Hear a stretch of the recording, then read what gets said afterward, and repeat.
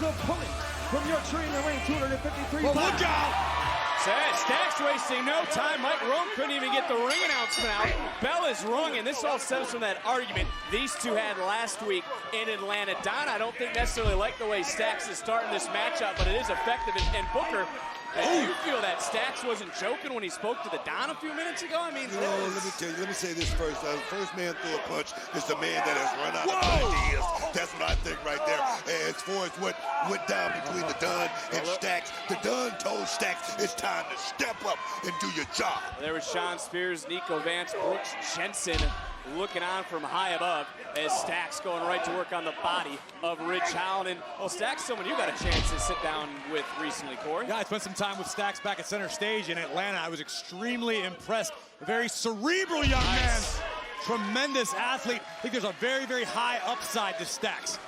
Well, the family is out here ringside, and oh, they're not gonna like what they just witnessed. Spine first, into the stairs goes Stacks, and now Ridge Holland free to do as he pleases. Can I say this? Can I say this? There's no upside in being the underboss. Is it?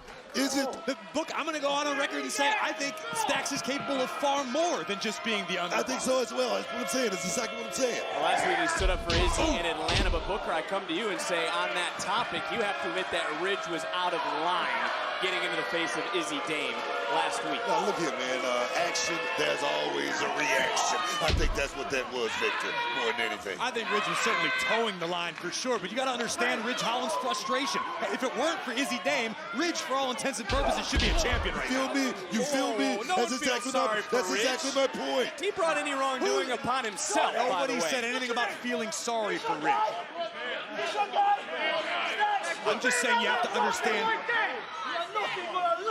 the mentality of Ridge Holland. You got to look out for number one. No one's going to look out for you.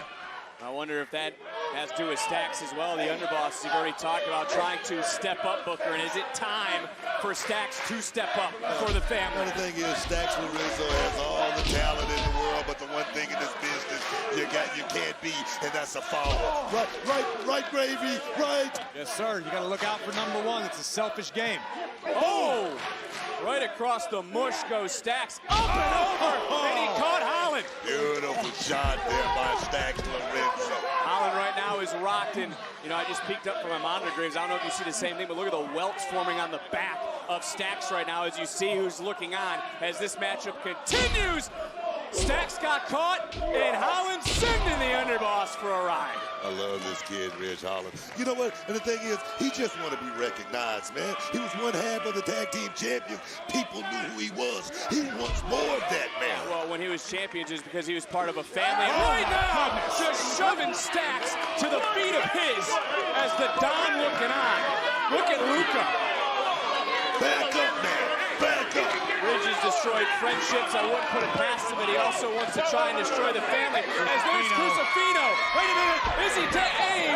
Not again. Holland this time was on the lookout. Was ready. From behind. Oh my gosh, again. He got no. Not today, baby. Close. Oh, that comeback lariat. Rock Stacks. And now it is Ridge Holland hitting the Redeemer to put down the underboss. Here is your winner, Ridge Holland. And we can all hear those silent glances. What is actually going on?